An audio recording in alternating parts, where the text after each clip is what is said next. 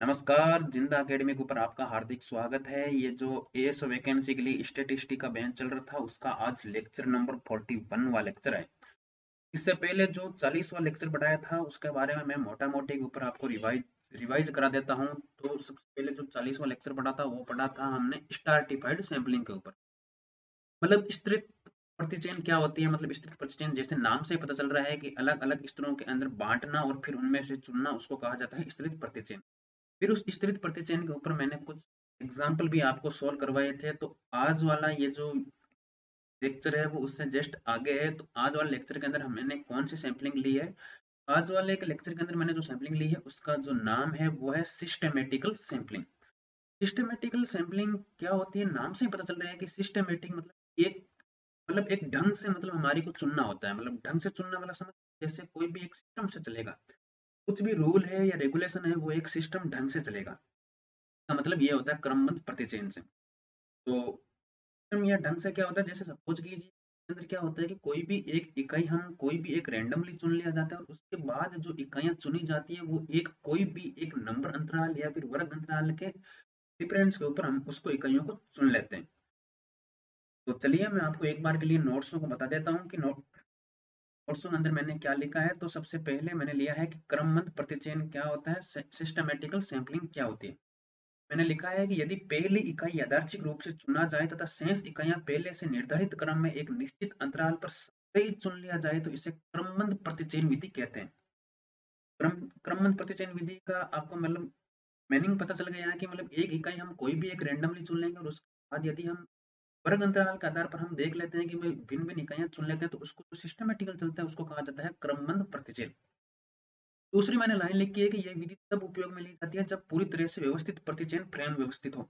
जब व्यवस्थित प्रतिचयन फ्रेम का मतलब होता है कि हमारे को पूरा सिस्टमेटिकली ढंग से सब कुछ दिया हुआ होना चाहिए, उसके बाद हम इकाइयों को चुनना, फिर एक अंतराल के आधार पर इकाइयों को चुना जाता है। तो ये मतलब सिस्टम नाम से पता चल रहा है कि सिस्टमेटिक फैमिली मतलब सिस्टमेटिकल ढंग से हमारे को चुनना है, कोई भी रटने की कोई जरूरत नहीं है। सिस्टमेटिकल नाम है या नाम से पता चल रहा है कि सिस्टमेटिक ढंग से मतलब एक अंतराल के आधार पर हमारे को चुनना है।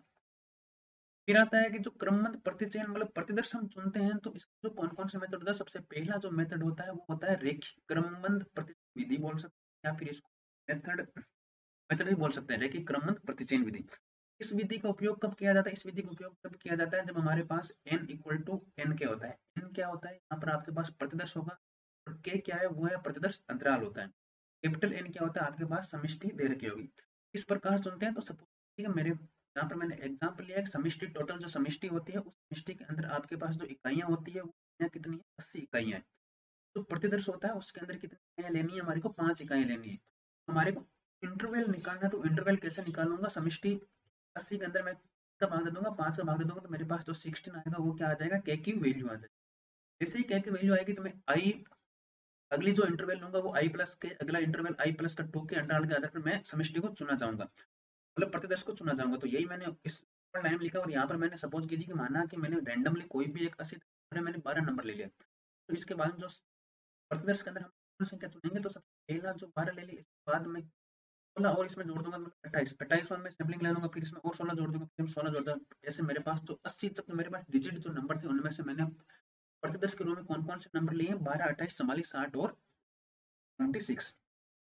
इसी प्रकार से जब यदि n equal to not equal n क्या होता है, यदि capital N not equal to small n क्या हो, तो ये विधि हमेशा के लिए काम नहीं रहती है, फिर इसको उपयोग नहीं करते। किसको उपयोग नहीं करते, देखिए क्रमबद्ध प्रतिचयन को हम कभी भी उपयोग नहीं करते। तो ये उपयोग क्यों नहीं करते हैं, क्योंकि इसके अंदर देखो अभी तक जब 16 था तो हमारे को पता था कि भाई एक निश्चित अक्षर के रूप में हमारे को सैंपलिंग या फिर प्रतिदर्श चुनना है। तो यहाँ पर जब आपके पास नहीं है तो आपके पास एक वैल्यू प्राप्त होगी 9.6। या तो ये 9 है ना ही ये 10 है, तो इसके आधार पर हमारे को अब इंटरवल नहीं बता सकते कौन सा इंटरवल हमारे को लेना है। इस प्रकार से हम n equal to not sorry n जब नॉट इक्वल टू n क्या हो तब इस विधि का उपयोग नहीं लिया जाता। इस विधि की जगह कौन सा विधि उपयोग ली जाती है, उस विधि का नाम है चक्राकार या फिर सर्कुलर क्रमबद्ध प्रतिचयन विधि। इसकी जो ये जो मेथड था ये किसने दिया था, ये दिया था डीवी लेगरी के द्वारा। कब दिया था, 1952 में। कभी कभी क्या है कि किस्मत खराब होते हैं तो ऐसा होता है कि चक्राकार या सर्कुलर मेथड है वो किसने दिया था, तो डीवी लेगरी के द्वारा। ये विधि कब उपयोग में ली जाती है, जब हमारे पास capital N equal to not equal to small n के हो, तब ये आपके पास ये जो सर्कुलर मेथड होता है ये काम में लिया जाता है। यहाँ तक पता चला कि आपके पास सिस्टमेटिकल के अंदर आपके पास दो दो मेथड होते हैं। एक आपके पास लीनियरली सिस्टमेटिकली सैम्पलिंग मेथड होता है और दूसरा होता है circular circular systematically sampling method होता है। फिर आता है कि सबसे जो इंपॉर्टेंट बातें होती है जहाँ से यहाँ से आपके पास मतलब के अंतर्गत कई बार एग्जाम के अंदर यहाँ से पूछा जाता है, तो सबसे पहले जो इंपॉर्टेंट बातों के अंदर कौन सी बातें आ जाती है, तो सबसे पहले क्रमबद्ध प्रतिचयन विधि। क्रमबद्ध प्रतिचयन विधि होती है, इसके अंदर जो प्रतिदर्श माध्य होता है, प्रतिदर्श माध्य निकालते हैं तो वो आपके समय माध्य का अनभिन्नत आकलन होता है। और ये केवल तभी होता है जब आपके पास capital N equal to n के होता है। फिर मैंने दूसरा पॉइंट लिखा है कि क्रमबद्ध प्रतिचयन प्रतिदर्श माध्य के प्रसरण एवं प्रतिदर्श त्रुटि के लिए अनभिन्नत आकलन उपलब्ध नहीं कराती है। क्रमबद्ध प्रतिचयन विधि का आकलन SWR के आकलन से ज्यादा दक्ष और कुशल होता है। ये कुशल कब होगा? तभी होगा जब आपके पास मतलब ये समष्टि का जो वर्ग माध्य होता है इसका स्क्वायर ये सिस्टमेटिक के लिए होता है और ये समष्टि का होता है, ये ग्रेटर देन होना चाहिए। और रो होता है वो लेस देन 1 माइनस का n के होना चाहिए।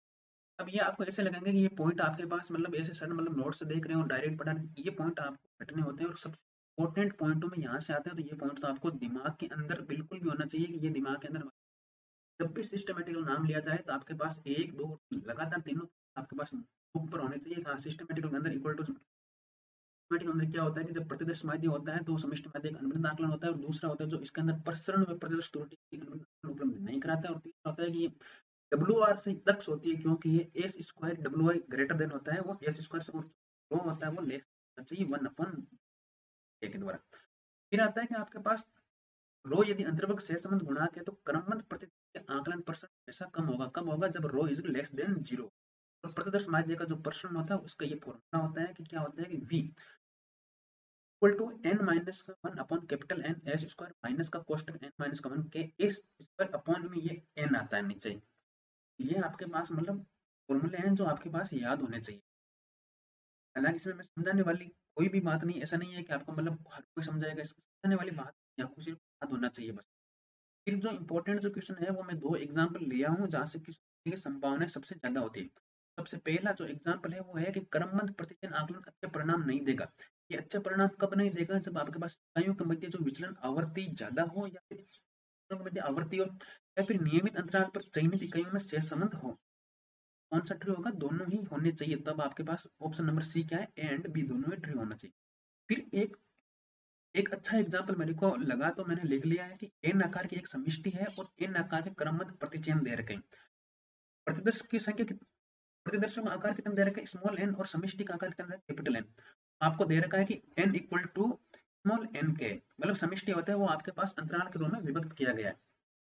अब इससे जो आपके सिस्टमेटिक सैंपलिंग है इसको आपके पास स्ट्रैटिफाइड सैंपलिंग के ऊपर देखा स्ट्रैटिफाइड सैंपलिंग के ऊपर देखा गया। तो तब आपके पास पूछा गया है कि जो स्ट्रैटिफाइड सैंपलिंग होता है उसके अंदर जो संख्या होती है वो कितनी होगी।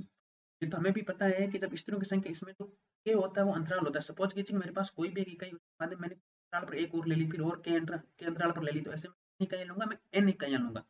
आपके पास स्तर कितने हो जाएंगे? n हो जाएंगे। तो इसका जो करेक्ट आंसर होगा वो क्या होगा? 2 नंबर इसका करेक्ट आंसर हो जाएगा। ये था आपके पास सिस्टमेटिक क्या होती है।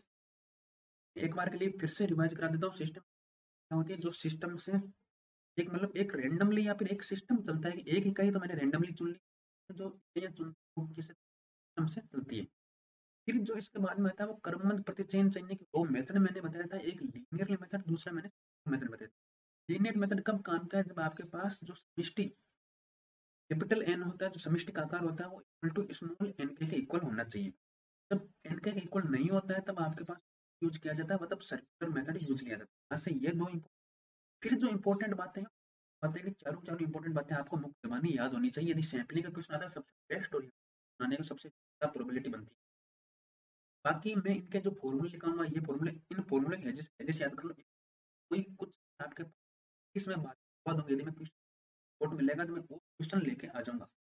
तब तक के लिए आप देखते रहिए जिंदा अकेडमी और इनके जो है इनको कंटेस्ट करने की कोशिश कीजिए। धन्यवाद।